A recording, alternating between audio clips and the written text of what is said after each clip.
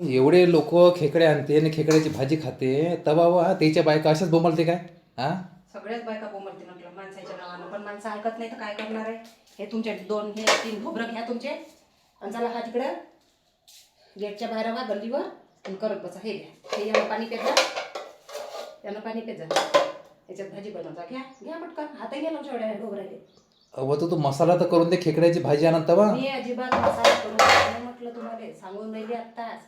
ऐका तर ऐका, नाही तर आत्ताच बॅग भरतो आणि जातो आपल्या मायच्या गावले. का हो, बाकी बायका कशा खेकडे आणते लोक, तर त्याच्या आपल्या नवऱ्याला मस्त मसाला काढून देते, त्याला नाग्या खोडून देते खेकड्याच्या, हा भाजी करून देते, लादा करून देते. तू तर काहीच नाही करत वा. हा, त्या खात असेल मग, मी खातो काय?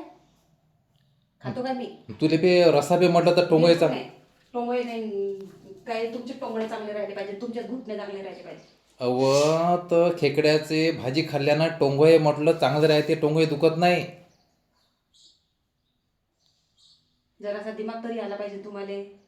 खेकडे खाऊन जा बाहेर, घ्या घ्या ते बाहेर खा, खात बसा. तुम्हाला काय खायचं आहे घरात आणायचं नाही, तुम्हाला सांगून राहिली मी. ऐकलं नाही का मी बॅग भरली का चालली, एकही शब्द ऐकणार नाही, सांगून राहिली. पुरे घरातले भांडे फेकून देईन म्हटलं बाहेर. बाकीचे लोक काय काय आणते, मी तरी खेकडेच आणतो. कोंबडी चिकन आणते, मी तरी खेकडे. कोणाच्या घरी माहीत झालं काही आणलं काय म्हणून तिथं जात जा ना, खाले खाऊ लागाले तिथं जा. मग तू भाजी करून देशील, काय होशील मग? तू जर भाजी करून दिली मला खेकड्याची तर काय होईल मग सांग? तुम्ही तर भरलंच एक एक लावून राहिले. मी सांगून राहिली तुम्हाला का मला त्या भांड्याचे हात नाही लावू वाटणार. तुम्ही खेकड्याची भाजी करून द्यायची गोष्ट करून राहिले काय?